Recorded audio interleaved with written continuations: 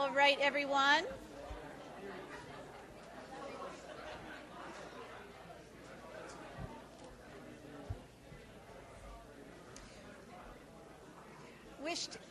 I want to wish all of you a warm welcome and thank you for coming out to be with us here today. Your presence on this wintry day is a testament not only to the rugged spirit of Syracusans and people of Central New York, but also to your commitment to democracy that seems to thrive in this region. How else, just think of this, how else could the abolitionist movement of the 19th century and the women's rights movement of that era have developed in this area and flourished given the 115 inches of annual snowfall? I think of that on a day like today. Our topic today could not be closer to the spirit of the State of Democracy lecture series, the functioning of the United States Congress. The question is whether the legislative branch remains able to fulfill its constitutionally defined role in the American political system as the first branch, the embodiment of representative government by, for, and of the people, and whether Congress can continue to serve as a critical source of checks and balances on the power and authority of the executive branch, fostering accountability of the United States government to its citizens. We are very fortunate to have with us a speaker who is extremely well qualified to grapple with these questions. Thomas Mann is the Averell Harriman Chair and Senior Fellow in Governance Studies at the Brookings Institution. Between 1987 and 1999, he was the Director of Governmental Studies at Brookings, and before that, he was Executive Director of the American Political Science Association. A native of Milwaukee, Dr. Mann earned his BA in Political Science at the University of Florida and his MA and PhD at the University of Michigan. He first came to Washington in 1969 as a congressional fellow in the offices of Senator Philip Hart and Representative James O'Hara. Dr. Mann has taught at several universities, conducted polls for congressional candidates, worked as a consultant to IBM and the Public Broadcasting Service, chaired the Board of Overseers at the National Election Studies, and served as an expert witness in the constitutional defense of the McCain-Feingold campaign finance law. He is a recipient of the American Political Science Association's Frank Goodnow and Charles Merriam Awards. Dr. Mann has authored numerous books, scholarly articles, and opinion pieces on various aspects of American politics, including elections, political parties, Congress, the presidency, and public policy making. He is currently working on projects dealing with redistricting, election reform, and party polarization. He and Norman Ornstein have recently published The Broken Branch, How Congress is Failing America and How to Get It Back on Track. Following his talk, our two respondents are two faculty from the Maxwell School. First, Christy Anderson is professor in the Department of Political Science. She is the Laura J. and R. Douglas Meredith Professor for Teaching Excellence. Her book, After Suffrage, Women in Partisan and Electoral Politics Before the New Deal, won the Victoria Shuck Award from the American Political Science Association for the best book on women in politics, published in 1996. Her earlier book, The Creation of a Democratic Majority, 1928 to 1936, has been influential in shaping political scientists' thinking about New Deal realignment. Alastair Roberts is a professor of public administration. He is also an honorary senior research fellow of the Constitution Unit in the School of Public Policy, University College London. Professor Roberts is interested in both public sector restructuring and transparency in government. His work has been widely published. In 2005, he received the Johnson Award for the best paper in ethics and accountability in the public sector. His book, Blacked Out: Government Secrecy in the Information Age, received the 2006 Lewis Brownlow Book Award from the National Academy of Public Administration and the 2007 Book Award from the Section on Public Administration Research of the American Society for Public Administration. So now, without further ado, please join me in welcoming Dr. Mann.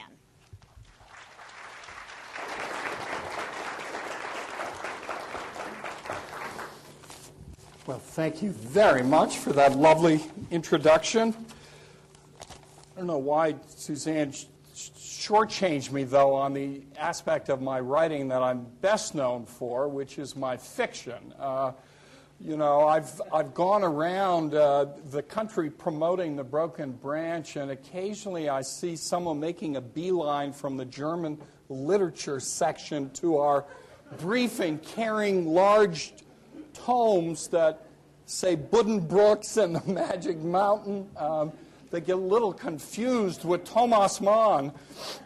I actually have in my office a postcard that I had framed. It's made out to Mr. Thomas Mann. Dear Mr. Mann, in one of my classes, we are reading your book, Intensive Care, How Congress Shapes Health Policy, and I've learned a good deal from it. In another class, we are reading your Magic Mountain. And I have been deeply moved by it. Only a genius could write fiction and nonfiction of such extraordinary quality. What a shame the Germans drove you from Europe. So, if any of you have a copy of Buddenbrooks or something else you'd like me to sign, I'd be happy to do it. Well, listen, 115 inches of snow annually, that's a typical weekend in Oswego, right? I'm really impressed with you all showing up. Under these weather conditions, my town of Washington would simply shut down. Of course, you wouldn't notice it because Congress only meets for about a day and a half during a typical week, and it's hard to tell if that's actually the case. But we've had an election, changes in the air. In fact, I was discussing this on the way out to Dulles Airport this morning with my cab driver, Don Rumsfeld. Yeah. I want you to know I gave him a very nice tip, however. Actually, the rhetoric of bipartisanship is just sweeping over Washington. There are really some encouraging signs. The most recent was a step taken by Vice President Dick Cheney. He actually called Speaker Nancy Pelosi and invited her on a hunting trip to Texas. So we wish her well. I'm going to start in a way that is going to be very discouraging because I've been in Washington 37 years and I am an inherent optimist. I am someone who loves our constitutional system and someone who's particularly attracted to the first branch of government, the legislature, the Congress, the linchpin of our democracy. And yet, after years of defending congressional pay raises, opposing congressional term limits, explaining that James Madison liked the mess and inefficiency, he thought that was a source of strength and not a sign of weakness. I've come to feel very differently. It has been an exceedingly difficult, discouraging period in our public life, and in so many respects, I would argue, in politics, in process, and in policy. On the political front, political scientists years ago, back in the 50s, under the auspices of the American Political Science Association, formed a committee and issued a report toward a more responsible two-party system. They were tired of Tweedledee and Tweedledum. They wanted parties with differences and integrity and internal unity and coherence. And by God, we've got them. What they didn't think through very clearly, looking a little too much to parliamentary system, was just how difficult it is to make our separation of powers system work in an era of strong, competitive, and responsible political parties. In fact, I would submit to you that many of the problems that we are encountering in our democracy today flow from the potentially irreconcilable differences, at least the conflict between a strong party system and a system that was designed to create incentives for individuals to identify with their institutions, to defend those institutions, to realize their personal political career ambitions through those institutions in ways that would serve to check and balance the others. Now, strong parties are one thing, today's parties are another. We are in a situation with deep ideological polarization between the parties. That is to say, the parties are quite distinctive. They are far from one another, as seen in voting in Congress, but also seen very much among activists and even among ordinary citizens who have come to sort themselves into one of the two major parties based on their broad ideological disposition. At the same time, we have very competitive parties.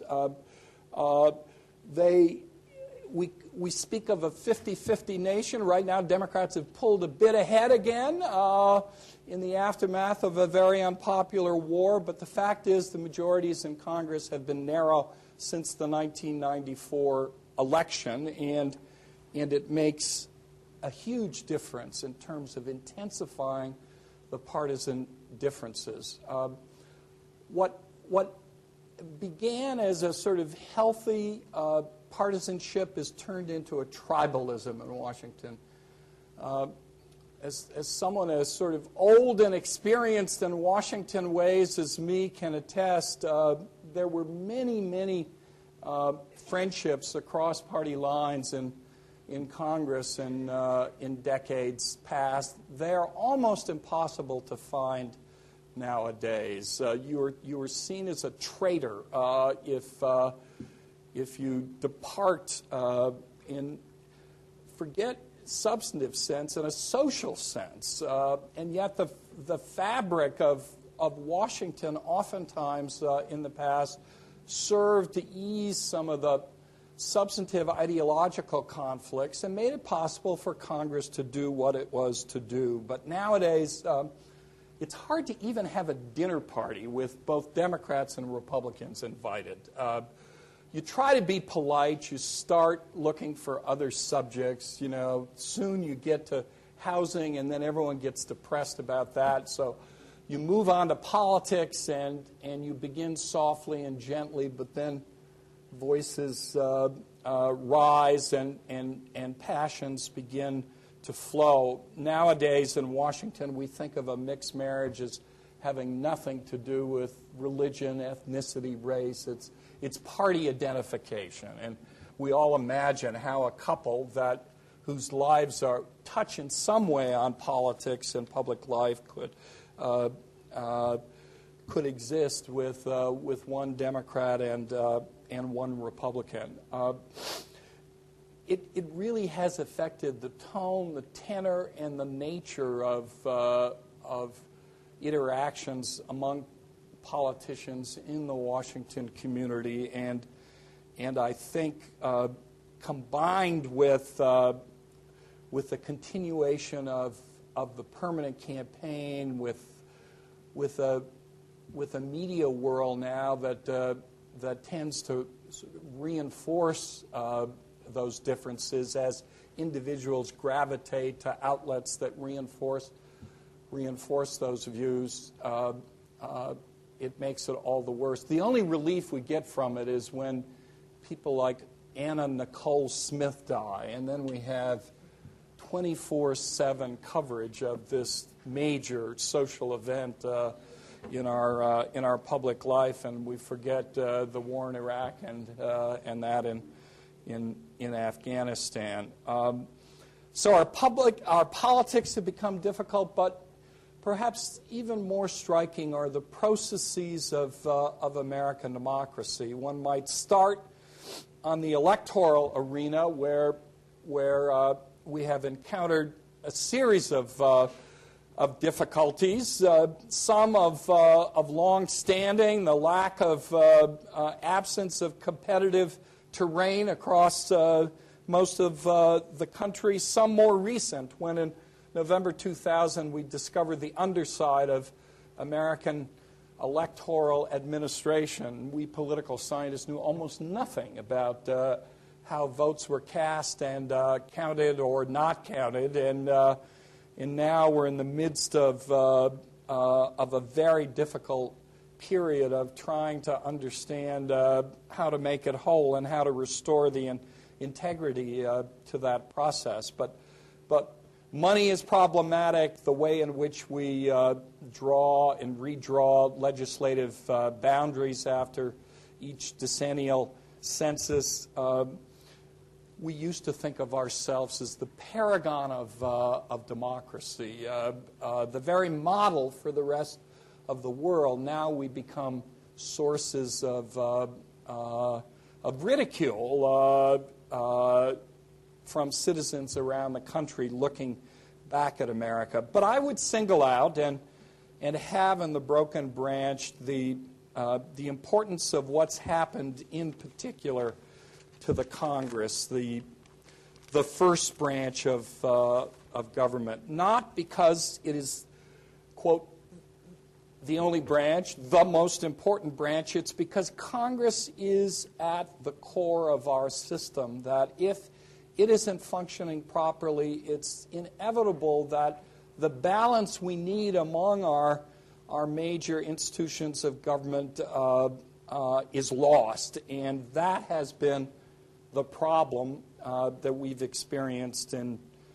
recent years. The framers did not accidentally spend most of their time in Philadelphia trying to work out the structure and authorities and functions of the legislative branch and devote the lion's share of the Constitution to it. It wasn't an accident. They believed that branch really was the linchpin of our democracy, and they thought through very carefully how they wanted to structure it. They had in mind a transformative legislature, one that would first represent people. It would be a human institution, provide a direct link for citizens with their government.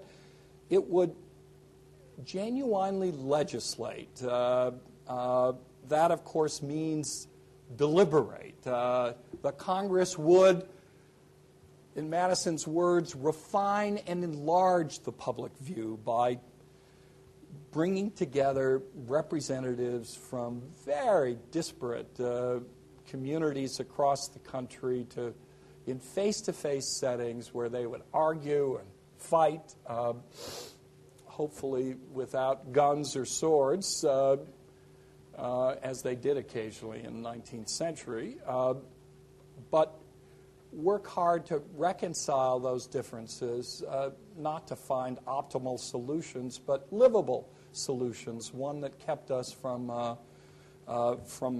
coming to blows.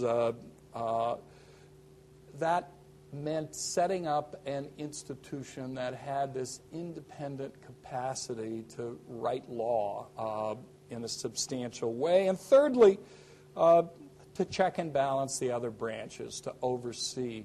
If you look back at what has happened in recent times, is that the Congress has fallen woefully short on all of those dimensions. Now, let me hasten to say this did not begin in January 2001. It did not begin in January of 1995 after the Republicans gained control of the Congress, the House, for the first time in 40 years. The seeds of the difficulties were planted in the 60s in the country as a whole, starting with the counterculture, the anti-war movement. Certainly the Voting Rights Act, as Lyndon Johnson knew well. We lost our dear colleague Nelson Polsby earlier this week. Nelson argued it was all about air conditioning, coming to the South and making it livable for groups of Northerners who brought their politics with them. And as Southern conservative whites abandoned their party with a mobilization of blacks, a very different ideological composition came to the parties, first in the South, then in the Northeast, and other other parts of the country. Add to that Roe versus Wade, the mobilization of Christian conservatives, the Reagan campaign of 1980 following Proposition 13 and tax cutting, the saliency of national security issues after our post-Vietnam snooze, and a dynamic occurred in our politics that led to the ideological polarization and homogeneity within the parties, leading rank-and-file members of Congress to give more power to their leaders, to squeeze down on the institution in ways that would allow that majority party to realize its legislative ambitions. The signs were clearly visible near the end of the Democratic reign under Speaker Wright, Jim Wright. In particular, Norm Ornstein, my co-author, and I worked with a number of Republicans on reform efforts at that time, trying to defend the rights of the minority, to argue of the importance of opportunities for genuine debate and amendment in committee and on the floor. Ironically, not long after Republicans took control of the majority, a couple of years into their reign, David Dreyer, the person we work with as the ranking Republican minority member on the Rules Committee, became chairman of the Rules Committee and discovered a phenomenon that with majority status comes responsibility for governing. And that means even more closed rules and no amendments, no debates. So this was long in the making, but it took on a particular bite near the end of the long-term Democratic reign, which so alienated Republicans. They fought a guerrilla war led by Newt Gingrich that eventually put them into the majority party. Then, when they finally elected a president, well, if they didn't win the popular vote, they eventually got a single vote electoral victory after the Supreme Court decision, and it was the first unified Republican government since Dwight Eisenhower. And there were only 2 Congresses, 4 years of that. Before that, you have to go back to the 1920s to find a unified Republican government. There was no experience, no member of the Republican Party had ever really been in the majority in a unified Republican government. We had a president who was very ambitious in policy and political terms, who was not in any way intimidated by the fragility of his electoral mandate and governed with gusto. I would argue accomplish more in the way of policy departures with less in the way of electoral mandate or public support than any president in modern history. But it meant squeezing down on the institution and turning it much more into a parliamentary-like institution, not a transformative legislature. And because the margins were so narrow, because Republicans could lose their majority at any time, it meant everything was about campaigning. So it was nonstop fundraising. It was the permanent campaign. It was manipulating the rules of the game, as in the Texas mid-decade redistricting, to try to preserve that Republican majority. It meant building the K Street project to extract resources out of the lobbying community. It wasn't so much these nefarious interests trying to persuade members of Congress to take their money and do their bidding. It was much more a matter of extortion by tough-minded politicians in Congress determined to build a modern-day political machine, and they did it with gusto. But if you look to see what the consequences were for the institution during this period, you can't but come away saddened. And let me say that even though we, in this book, trace the difficulties back to a democratic era,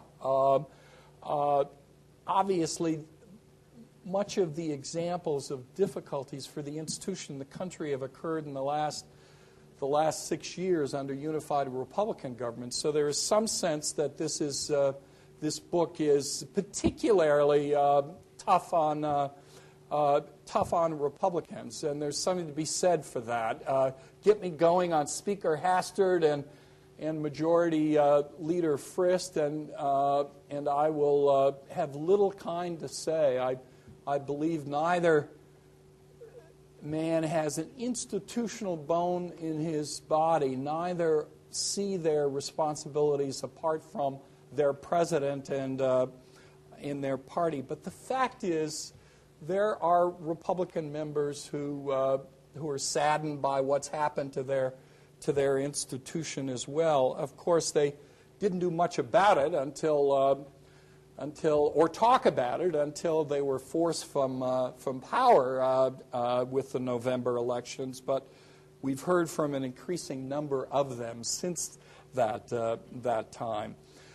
To give you just a little flavor in each of those categories, the sort of representational front, the legislative front, and the check and balance front, let me suggest sort of one critical element for each. On the representational front, the saddest thing for me to see, as a political scientist, I long believed so-called earmarks or pork barrel politics was the cost of doing business in a complicated democracy. It takes a little grease to make the machine run. You give a little here, a little there, like with the Tax Reform Act of 1986, a few special provisions to help particular companies and industries. But the bottom line, the end is that it was a marvelous bill. It's the best piece of tax legislation in decades, and it was a small price to pay. Over the last 8-10 years, we've had an escalation in earmarks where there's simply no one at home overseeing, no adult supervision. The leadership has simply said, listen, we need votes on big things like our tax bill, like our bankruptcy bill, like our Medicare prescription drug bill. If it takes a little pork barreling, a few earmarks, so be it. But it's coming to be real money. But even more than the money, it's what it has done to the process. Because if you look, more and more of these are not allocations for one's home district or state. They are for particular companies. This is what the Duke Cunningham scandal was all about. But to see now the movement, say, on the Appropriations Committee of staff and members into the lobbying community, to see the sort of contingency fees that are set up is to understand how much time and energy members now spend on doing the bidding of individual entities in a way that diminishes the integrity of the democratic process. On the legislative front, as a student of Congress, I find it utterly shocking to see the absence of any serious talk in the Congress. Committees have been marginalized. Hearings are desultory when they occur. Oversight has declined dramatically. Markups are for show only. There's nothing substantial going on the committee stage. The Congress organizes itself by individuals, committees, and parties. Those are the building blocks of a legislative body. The trick is to get those three elements in some kind of healthy balance. Individuals provide the direct link with the people.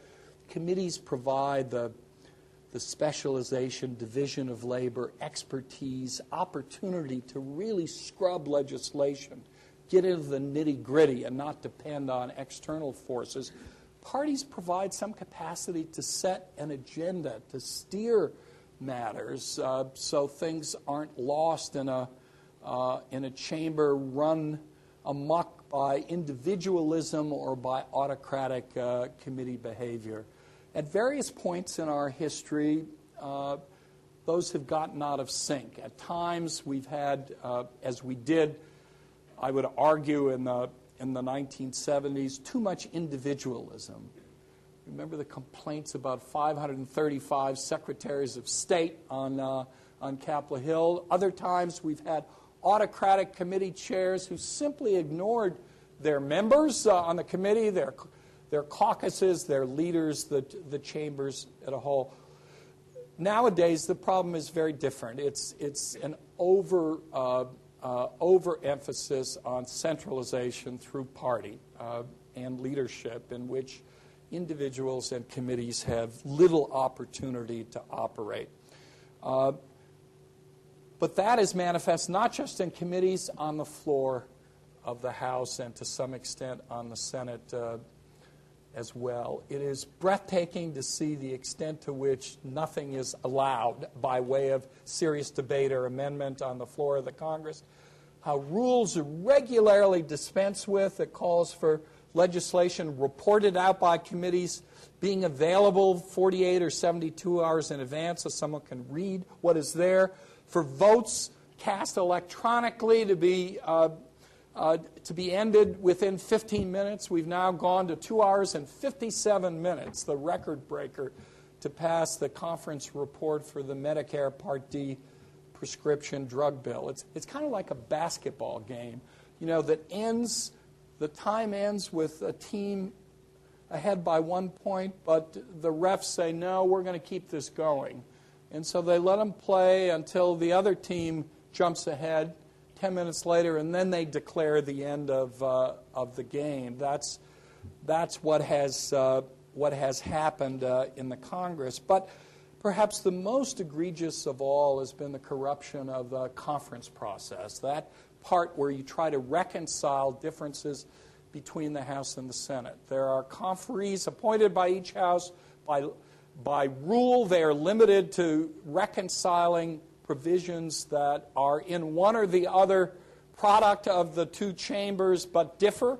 In reality, conference committees never meet. They are never restricted in terms of the subject matter. Whole bills have been added by the leadership to conference committee reports after they've ostensibly been approved by the committee. And then omnibus 1,000-page bills sent back to the House. The Rules Committee meeting at 3 a.m. reports out a rule waiving all layover requirements, so it moves immediately to the floor. There's a desultory debate, and then you start voting at 3 a.m. The next day. It's a wonderful thing to observe.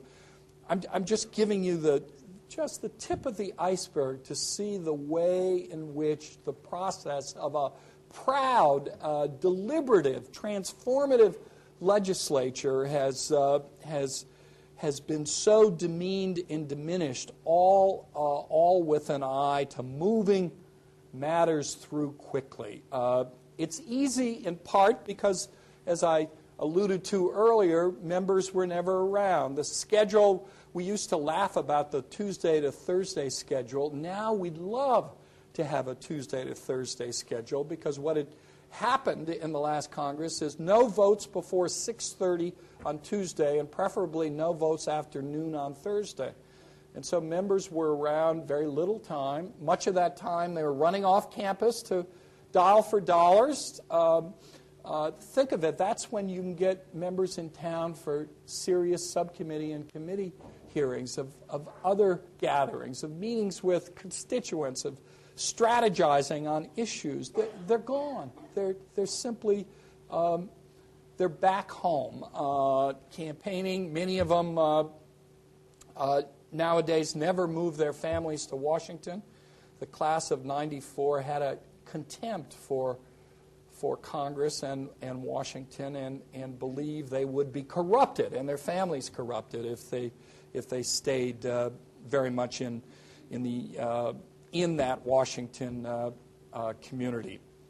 Anyway, it's a sad commentary. On the third, the check and balance front, George Bush and Dick Cheney have had the most ambitious, aggressive conception of presidential power of any administration in the history of the Republic, I would submit. That they, in many respects, went further than Lincoln and Franklin Roosevelt, in part because Lincoln and Roosevelt took steps like suspending habeas corpus, but as soon as Congress came back, acknowledged the power of Congress to reverse that action, and in fact asked for approval. Usually, they never challenged the constitutional authority of Congress.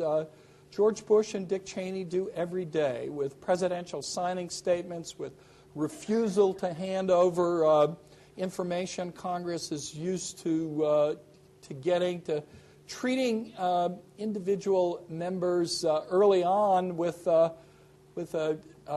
not well disguised contempt, and because of the shared political fates, getting the Denny Hasterts and Bill Frist of the world to proudly announce they were the president's lieutenants and had no separate institutional responsibilities. This has led to a dramatic decline in Congress's role, second-guessing the executive, of overseeing the development of policy, the implementation of policy. We saw it in the lead-up to the war in Iraq, the failure to ask critical questions and demand answers. We've seen it in 4 years of absence of oversight on the conduct of the war, an oversight that could have benefited George Bush and his administration and led to some mid-course corrections. In fact, the very policies being tried in the last year and last months and weeks are ones that should have been present from the very beginning. The failure of Congress to have any sense of institutional respect, to allow party and ideology to trump institution has had real consequences. That is, this is not just a concern of wonks, people who care about Congress as an institution. It has policy implications. There are sins of omission, the difficulty of certain issues having to do with serious ones like health care and energy, of social insurance and long-term fiscal problems, but sins of commission as well, when things are rammed through, when information is distorted, when no real legislating takes place in committee and on the floor. You end up with flawed legislation, with symbolic actions, with message politics, and I would argue finding ourselves in a situation now where we face daunting problems internationally, certainly most immediately in Iraq and Afghanistan, with problems that will take us years, if not decades, to recover from, as well as lost opportunities to begin to deal with some of our longer-term problems associated with an aging society and our failure in any meaningful way to deal with the need, both on security grounds and environmental grounds, to deal with our energy use here as opposed to our energy production, as well as the festering problem of health care and health care financing, which threatens to make our industries and companies uncompetitive around the world and put enormous pressure on tens of millions of Americans without access to adequate care. It's been an extremely difficult period, and I would argue that the way in which our democracy is run, the way in which Congress has become broken has a lot to do with it. Well, we had an election. You might have noticed November. I'm sure you were very active in it.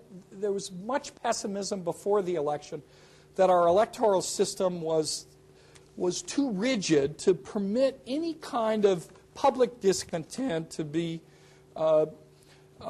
transferred into real change in Washington. I was one of those people who got out on the limb early in print saying, in fact, we still retain the capacity for democratic accountability. If enough members of the public are mad as hell and not going to take it anymore, if you could generate 5-6% swing in the popular vote nationally, it would be enough to produce a remarkable change. And at the time, I thought it was likely Democrats would certainly regain the House and probably the Senate as well. Of course, it took Macaca for the final piece of the Democratic majority in the Senate, but it did happen.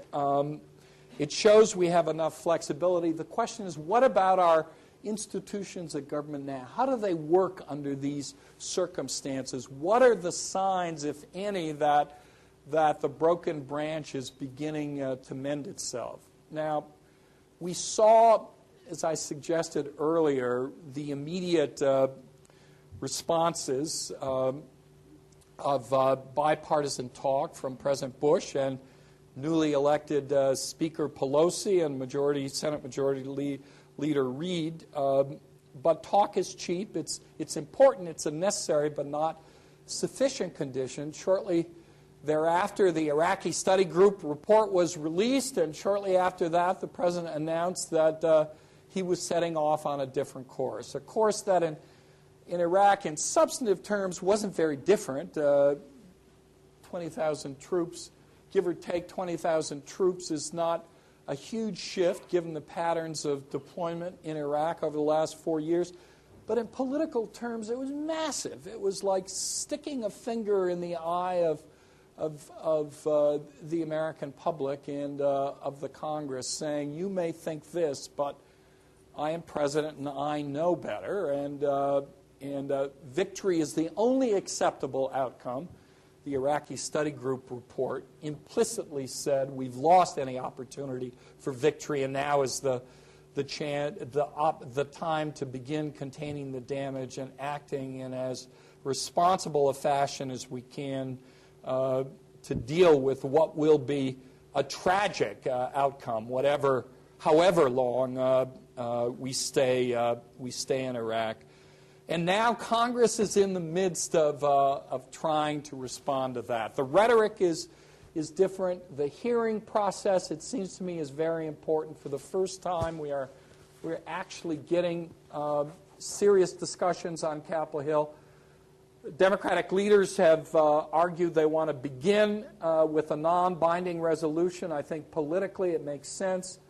The only way to persuade George Bush to operate differently is for Republican members to make the journey to the White House and tell them in no uncertain terms this isn't going to work. And the only way to bring Republicans into that process is not moving too quickly to try to flex the budgetary muscle. And yet it's a sight to behold in the Senate. It's not pretty, given the institution and the possibility of denying a majority leader's motion to proceed with a resolution, to look for a little more symbolic message politics on the other side, and you begin to see the difficulties that a body like this has in the face of a president with some constitutional tools, but probably pushing them to the edge, if not beyond, but even in the face of an unhappy public and an unhappy Congress, probably in a position to keep this going if he's willing to take for himself and his political party the political hit that will almost certainly come from it. For their part, Democratic leaders have said all the right things about returning to regular order in the way the legislature is run, and yet they set up a campaign promise of 6 in '06, the 100-hour agenda, which is the very antithesis of regular order, of deliberation, of committees processing, of debate and amendment on the floor. Yeah, I understand. They made a promise in the campaign, and they moved it through, and they got a lot of Republican votes, and the public thinks they're doing great. But it makes me very nervous, because after a while, in spite of your promises, you say, hey, that worked pretty good. Maybe we ought to keep this up. Now we're going to have next week the House debate their own Iraq resolution, because the Senate is caught up in a procedural snarl, and we're going to see whether the Republicans are permitted to offer an alternative resolution. It said they will. It said there'll be 3 days of debate. I pray there is, because for their own self-interest, if Democrats so quickly go back on their promises, they will pay about returning to regular order and restoring their branch of government. They will run into serious problems as well. So I end on this note. These have been troublesome times in American politics. They've had serious consequences for our country. The public finally said they had enough. They threw the rascals out. We have a new team in power. We have divided party government. There are natural political incentives for the first branch now to check and balance and oversee the executive. But we're a long way from depolarizing our parties, from trying to return an institution to its proper place. There are some signs of encouragement. There are plenty of reasons to be deeply cautious, if not skeptical, of the effort. What it's probably going to take is a broader political, imagine me, the one that didn't, of all the people, oh, mortified.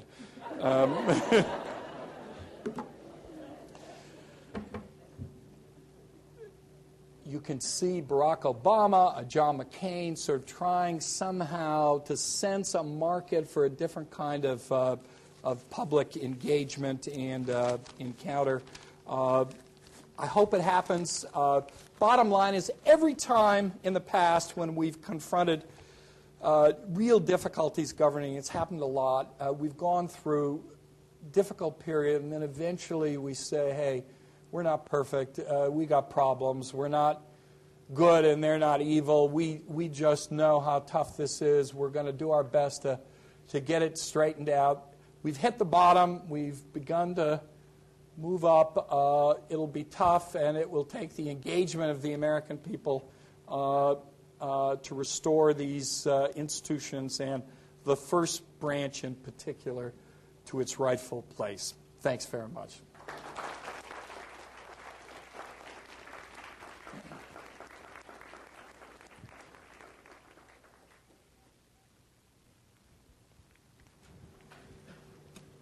Thanks very much.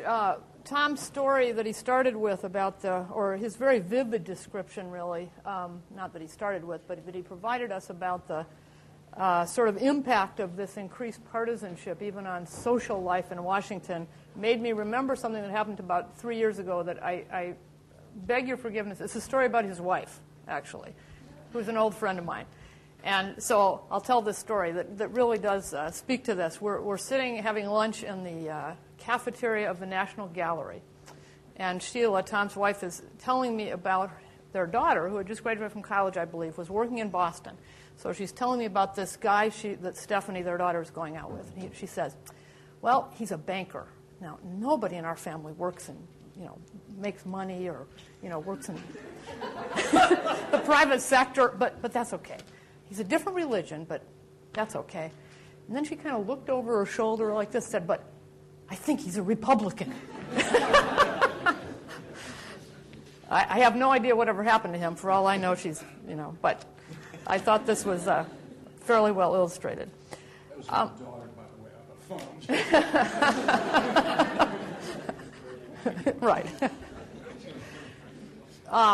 And I have to say that I am not an expert on Congress, and what I'm going to say is really comes from a quick immersion in a lot of what Tom's been writing, and I've found it fascinating. For one thing, the evidence that he provides of the dysfunction of Congress, I think, is just startling.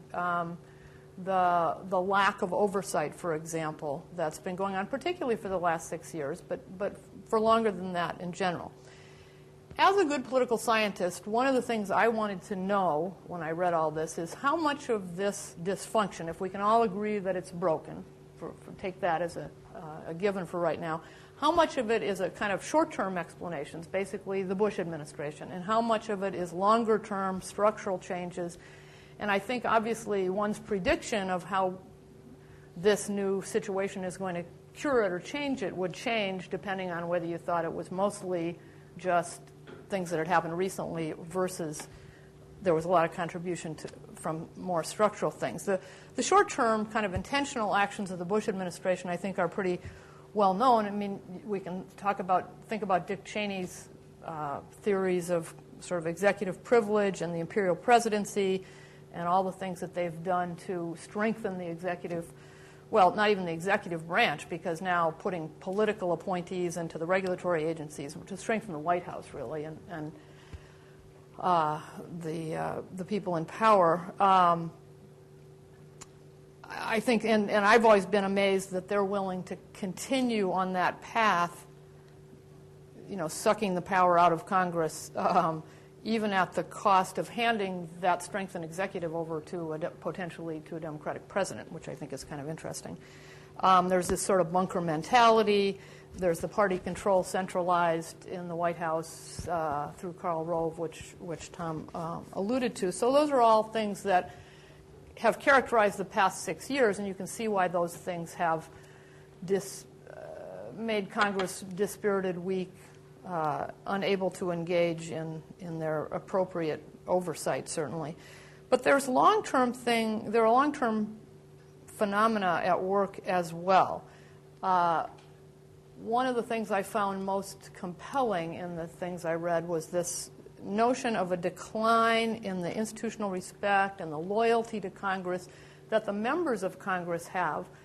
So the kind of lack of an institutional commitment, an institutional feeling, that's one thing, and that's been arguably going on for a while. Secondly, and more problematically, I think, for me, is the partisanship. I think, like you, I was sort of socialized at an early stage in my academic career by that American Political Science Association report which talked about the desirability of having two strong, disciplined parties. And now we have two strong, disciplined parties, and it seems like we didn't get what we bargained for, or things are in bad shape. I think that, though, I guess I would argue that ideological parties, or very distinct parties, don't necessarily produce the kind of tribalism that you're talking about. And that tribalism word was really, I like that a lot. I am now a member of a legislative body, a very small one. I'm a member of my local town council. And the issues that which is 3 Republicans and 2 Democrats, the issues that we deal with are not ideological at all. But there is a lot of that tribalism. So I think it's not necessarily associated with ideology, although I guess it can spring from ideology. And I think you are right in saying that the kind of a counterbalance to the tribalism is, in a sense, a competitive tribalism, the tribalism of Congress. You want to create a loyalty to Congress which doesn't get rid of your loyalty to the Democratic Party or the Republican Party, but somehow balances it and makes possible communication across the tribes and working together, and the cliche word bipartisanship, and so on.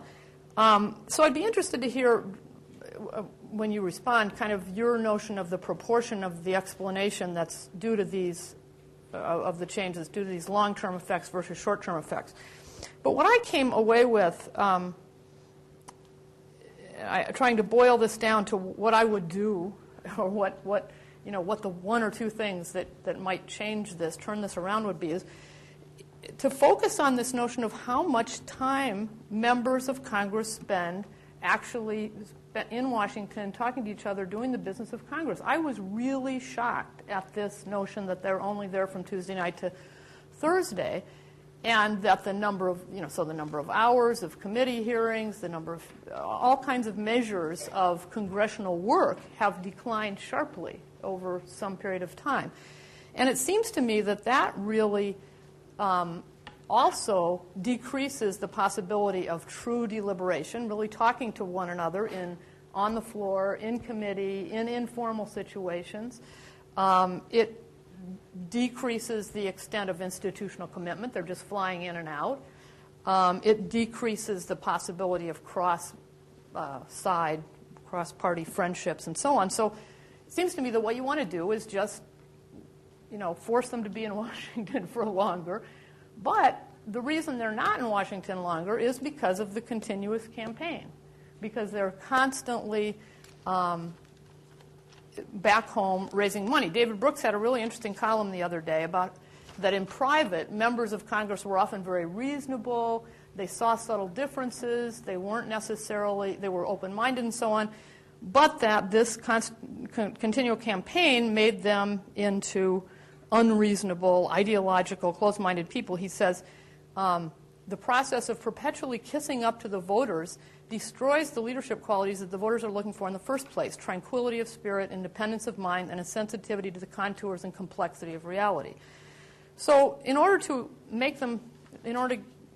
change things so that they could stay in Washington longer, and I know this is oversimplifying things, it seems to me what we need is public financing for congressional elections. And that's what I'd leave it with. That's my conclusion from everything I've thought about today. I'd be interested in your reaction. Thanks.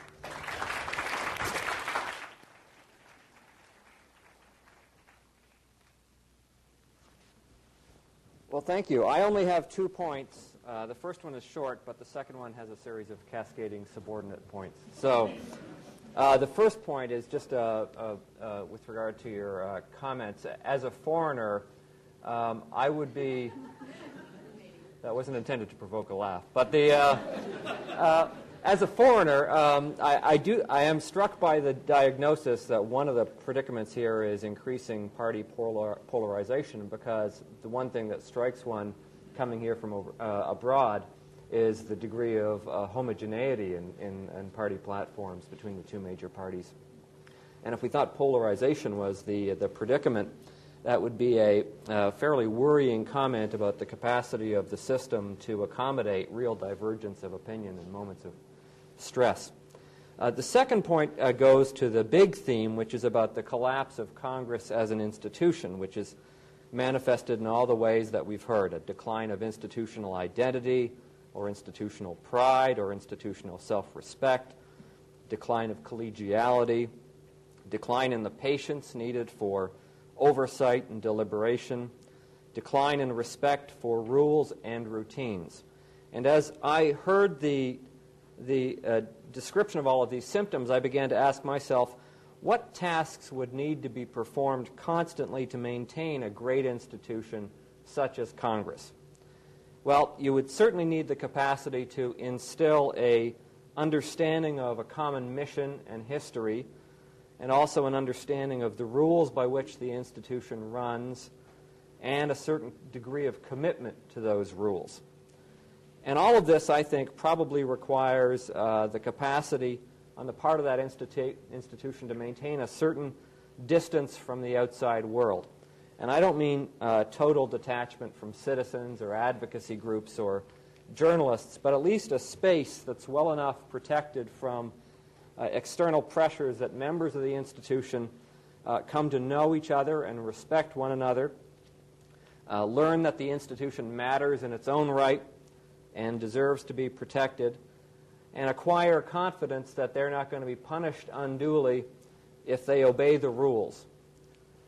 And I think what we've heard is that the space that I've just described as necessary is under attack because of a bundle of social and technological changes. Home constituencies are closer than they once were. It's not just that you need to get home to do electioneering, but that it's a lot easier to get home than it once was. And similarly, it's a lot easier for your constituents to reach out and touch you. Similarly, advocacy groups are more numerous and better heeled. Media coverage is much more intense. Information about gaffes and compromises can be gleaned by political opponents and more easily and circulated much more quickly. And that's the context in which these folks are working. As I heard the story, I was thinking of that famous quote from Marx about life in a market society. All that is solid melts into air. And it struck me that politicians increasingly live in a world in which the pace of events is accelerated, external pressures are intensified, and turbulence and political risk is increased. And I wonder whether the large question is whether it's possible to maintain an institution under those circumstances. And I think we've been talking about the broken branch, but I wonder whether we could argue that the executive branch is actually in a similar predicament. That seems like a novel thought. It's not a thought that comes readily to mind because our notion is that the executive branch is, if anything, too robust. But we could make exactly the same diagnosis of the executive branch that we've just heard about Congress. It, too, has dysfunctional deliberative processes. It, too, suffers from a lack of internal collegiality and mutual respect.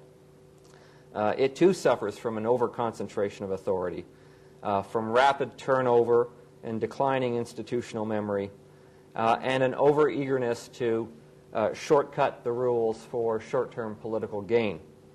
So I wonder whether the much larger question is whether this is a general predicament of modern government, and whether it is something that can be fixed, or whether it's just the way we are going to be governed in a wealthy, technologically advanced, open society. Thank you.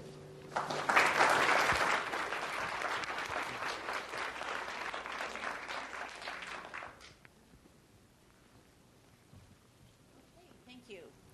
Now it is my job to open the floor to discussion and to take questions. We have a microphone, so please, when I recognize you, raise your hand. We'll bring the microphone over to you so that we can all hear you. And I just have to lay down some guidelines. Please ask a question. The last time we had one of these lectures, we had a few people who asked, 3 questions each, and then we just didn't get around to many people. So we'd like to have more of a spirit of dialogue here and open the floor more broadly. But you can also phone your question in. Questions? Yes, up here.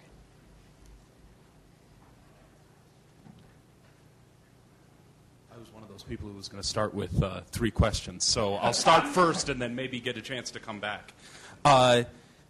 One question that I had is we were sitting here talking about notions of balance inside of the institution and the notions of principles of institutionalism. I was thinking in Congress, at what point we've seen balance in sort of procedural norms during the peak of the committee system, now with strong party leadership, before with strong party leadership at the turn of the 20th century. And we've known that type of balance. But I'm wondering if the balance in the institutional principles of institutionalism, have we ever seen that? So you say you're an eternal optimist. I'm a little bit more on the pessimist side.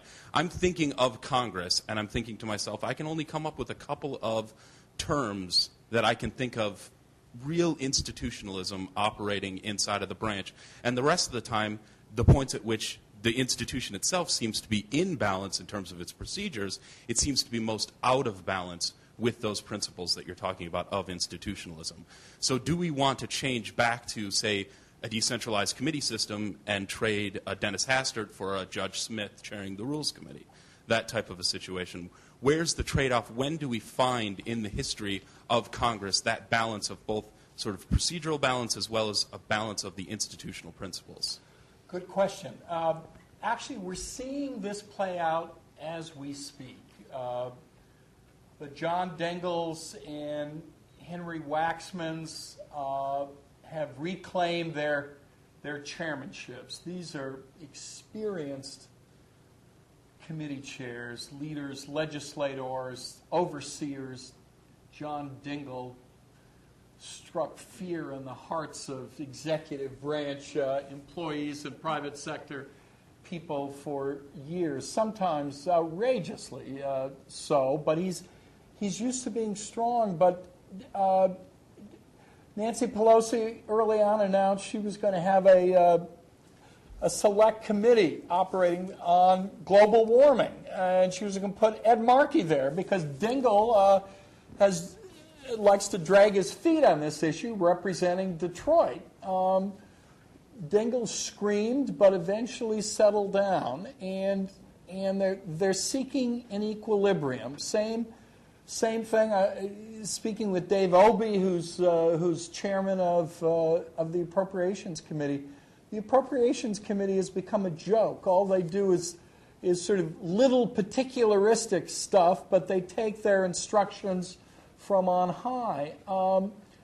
Obey understands that his committee has to work within the broader House and within the Democratic caucus, but he also knows it's an essential tool for Congress to exert its power of the purse. And he and Pelosi and Hoyer and Hoyer are working out these relationships. The point is the reins have to be loosened a bit, but not too much. And the question is how you strike that balance. You're never going to get it perfect, but I would argue that that the natural response to a centralization of authority like this is to begin experimentally to loosen the reins a bit, but not to drop them, and to let power move directly, automatically, overwhelmingly to committees or to individuals. If they overshoot it, then they have to pull it back. There's no perfect equilibrium. There's no ultimate solution to this problem. It's pragmatic. You're inevitably sort of fighting the last war, so you have the danger of overshooting. We've gone through periods like this. Late 19th, early 20th century was the last period of very strong partisan government that worked for a while to organize and cohere policymaking, but then led to abuses. And it took the rise of the Republican progressives aligning with Democrats to overthrow that system and put something else in place. It may well be that it will take another signal from the external world to have that same level of change. That's a point Christie raised on how much is short term, how much is it longer term, and how do you alter the longer term forces. More questions up here?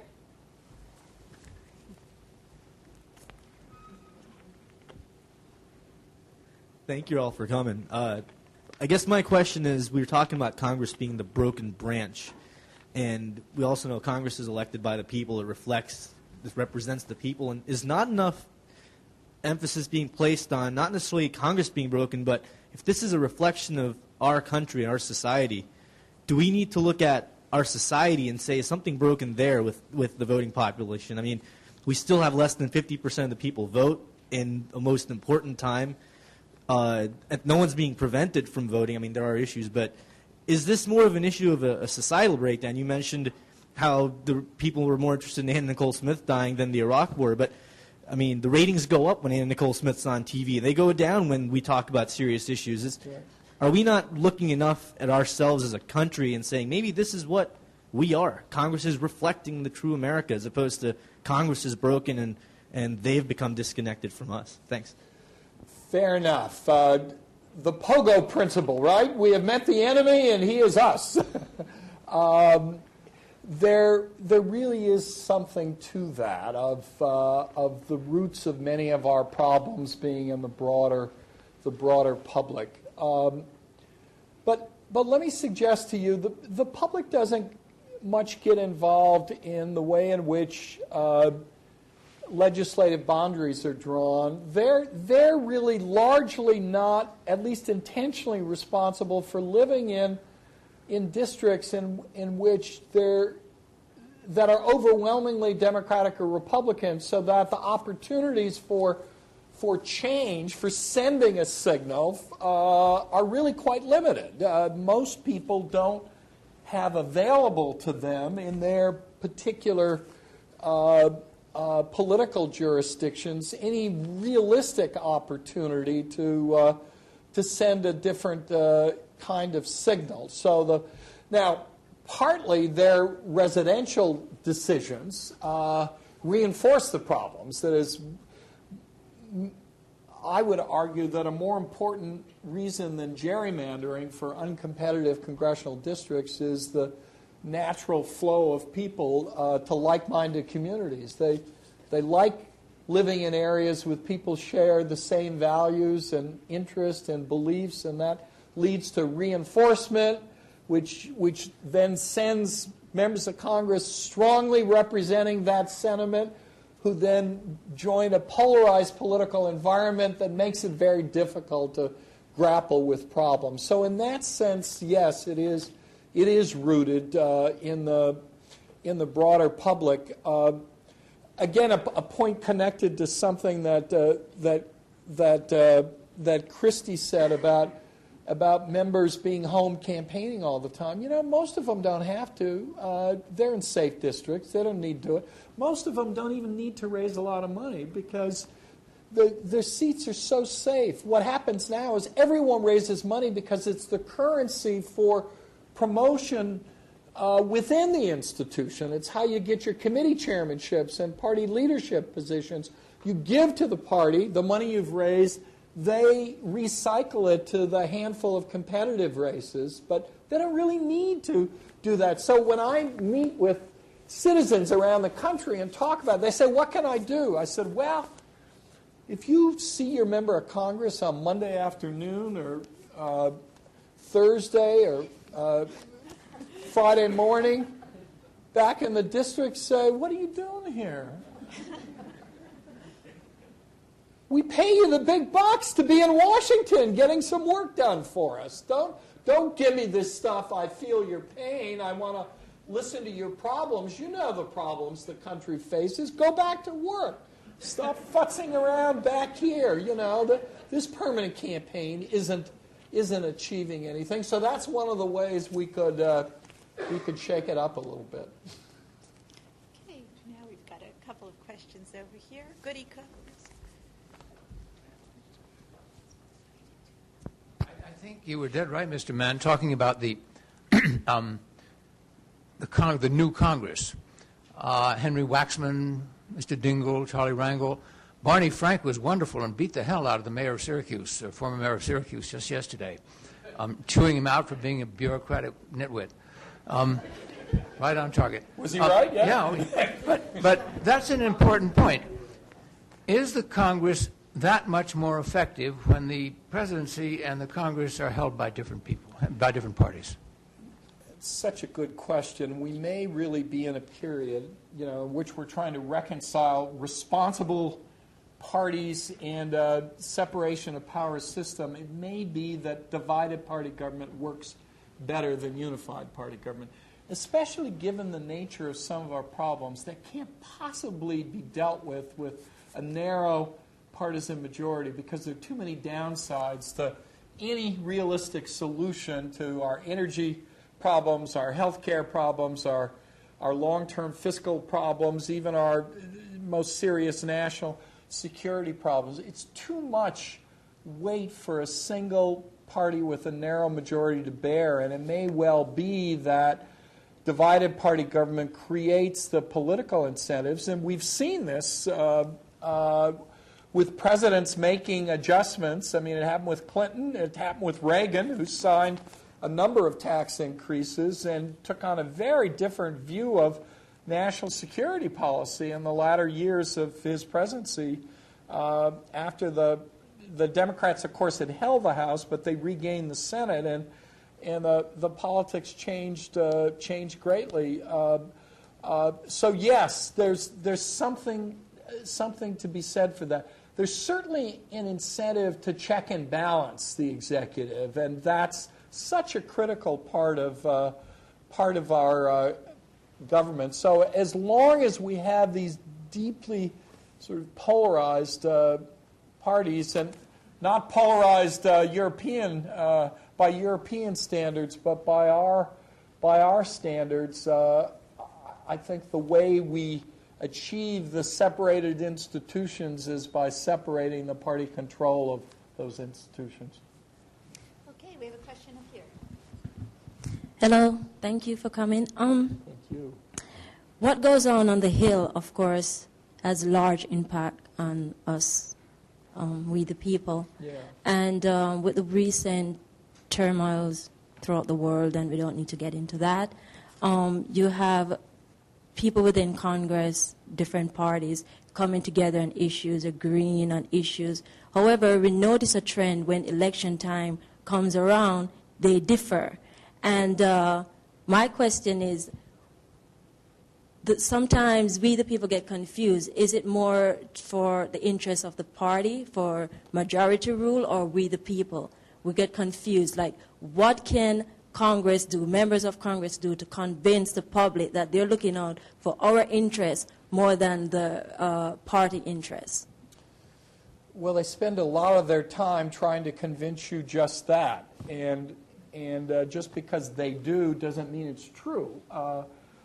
What I'm arguing is that a dynamic has developed in our politics in which the center of gravity of each party has widened. The distance between the centers of gravity of each party has increased. The stakes seem high. It's a big difference being in the majority or in the minority party.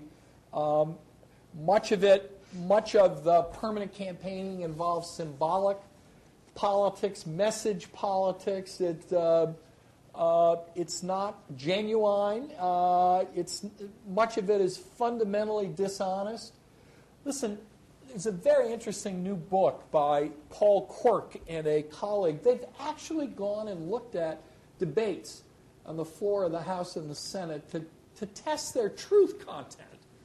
Can you imagine political scientists doing that, Christy? It turns out about 80% of what's said just ain't so. And no one, because everyone is engaged in warfare. You know, we imagine there's a season of campaigning and a season of governing. Campaigning is zero sum. You win or you lose. Governing is supposed to be positive sum. But when the campaigning is no longer distinguished from the governing, then it remains zero sum, and everyone is too convinced of persuading, manipulating public opinion that you lose the truth content and you lose the sort of genuine interaction. That's why we desperately need serious, honest talk about problems the country confronts, and we've got to figure out a way to do it. I honestly believe that it can't be done by the Congress alone, that the President plays an extraordinarily important role, and one of the fascinating things will be in this campaign, which is well underway already for 2008, to see if, in fact, the candidates sense a market for that kind of talk that in turn encourages developments on Capitol Hill that reinforce it. That's what it's going to take. Okay, we'll hear from John.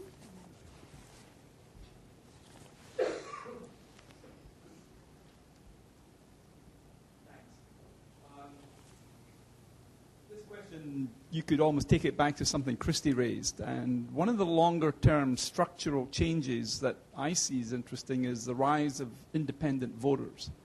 And I'm wondering if you see anything in the performance of Congress, its structural weaknesses, its failings, that is related to that in the period of what you described, I think fairly accurately, as polarizing parties, neither of which really represents, although they have attracted, on issue to issue, votes from that block of people. So that kind of maybe is that structural, or is that just sort of episodic?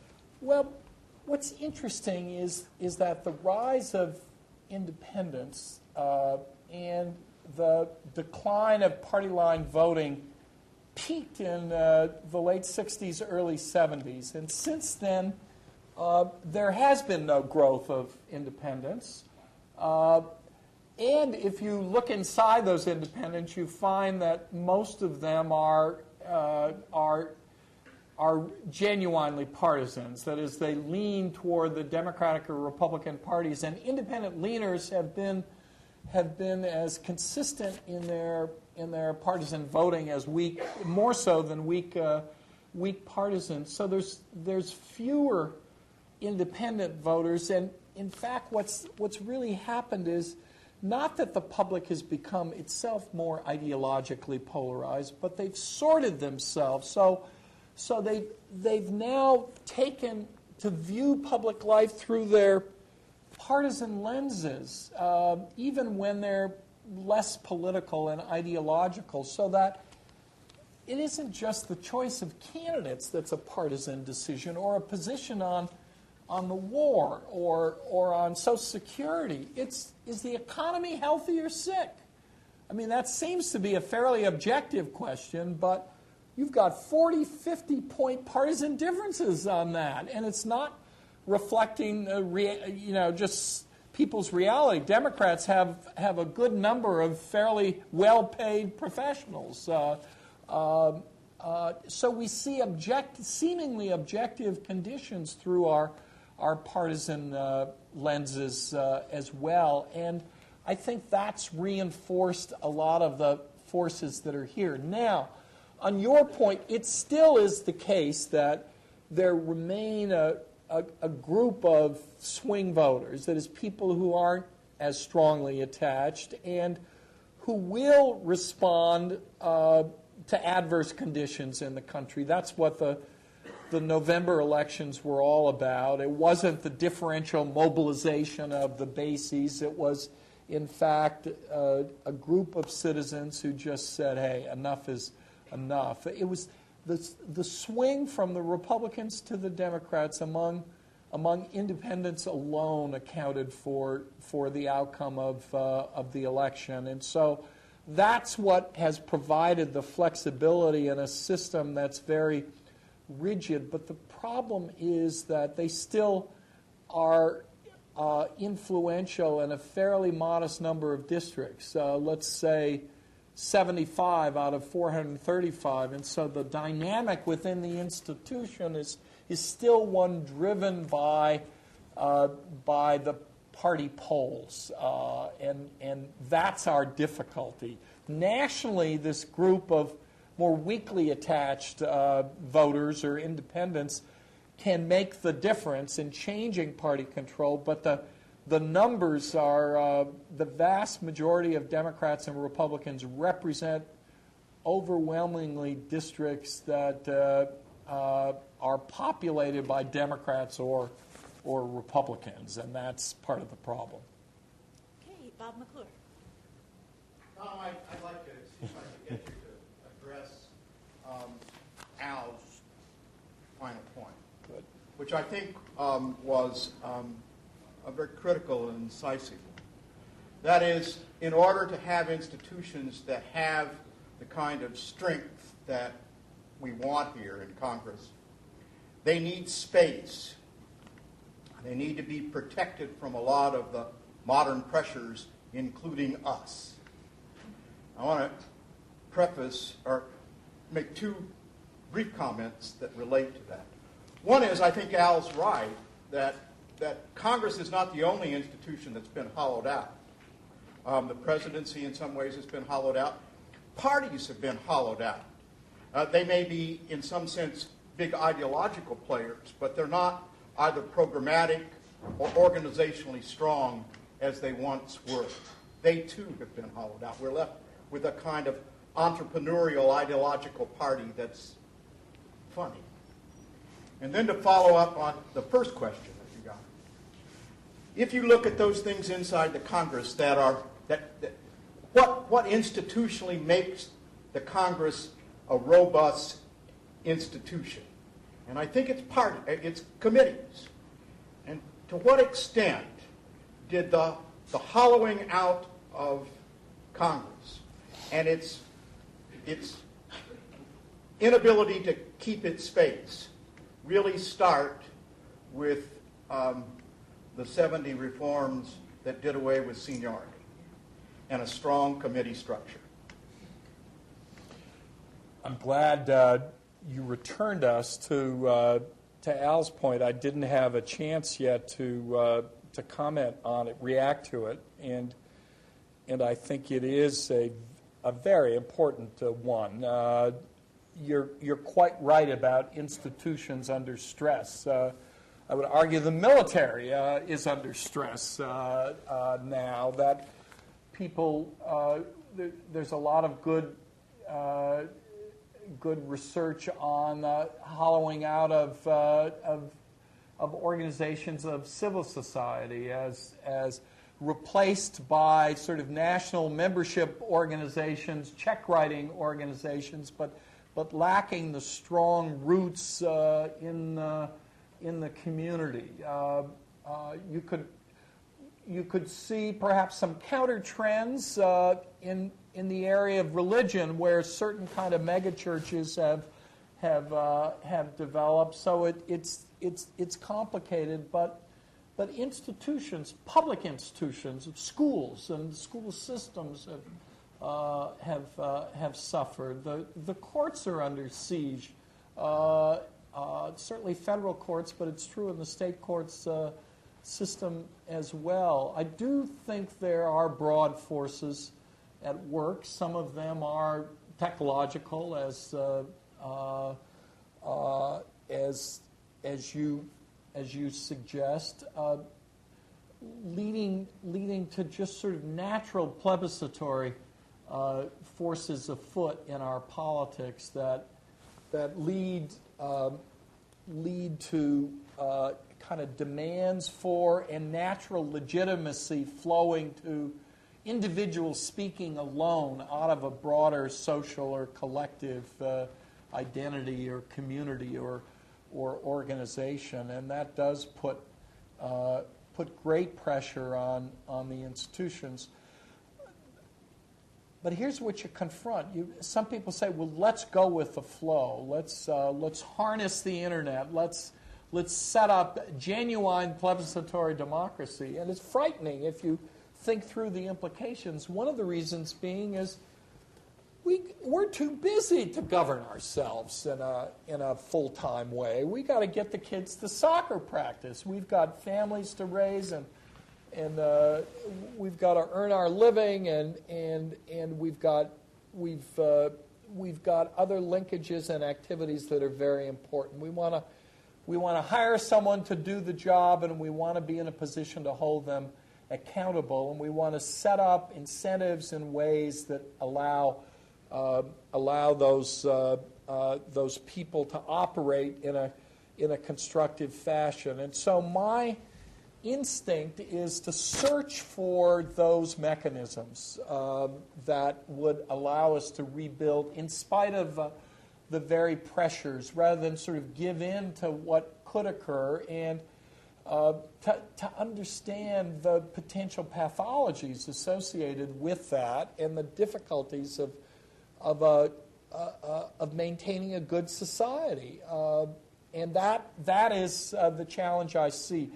I do not believe the reforms of the 70s, which really tried to rein in part autocratic chairmen, were at the root of the problem, because at the same time that you decentralized power, that you gave power to committee members, you centralized power and gave authority to party leaders to begin to coordinate. And there was a period when the committees were operating both strongly and responsibly, I believe. I think rather the pressures came when the party delegations coming into Congress, members came in with less interest in the institution, less loyalty to it, with greater ideological and partisan commitments, programmatic interests. They wanted action. they demanded their leaders assume the powers they gave them and exercise them. And I think that's what led to an overplaying of the hand. The fact is, if you talk to some senior Democrats coming back into chairmanships now, they will tell you it really had gone too far in the other way, and they believe that a better balance can be established and should be. And so when I hear a critique like Al's, I say, yeah, he's right, but I'm not, that doesn't answer the question of how you deal with it in a normative sense. I think you're quite right in a positive sense of describing some broad forces at work, but I continue to believe that we are not waifs amid forces, that we and people we elect and those who get elected leaders of by those we elect are adults who have choices. They live in an environment, a broader context. They're constrained, but they have choices, and their very choices can make changes in that dynamic and lead in more constructive directions, and that's what I'm seeking. Okay. Well, on that hopeful note, I'm going to bring things to a close. I invite all of you to join us out here in the foyer for reception now immediately following. And please join me one more time for thanking our speaker and our discussants.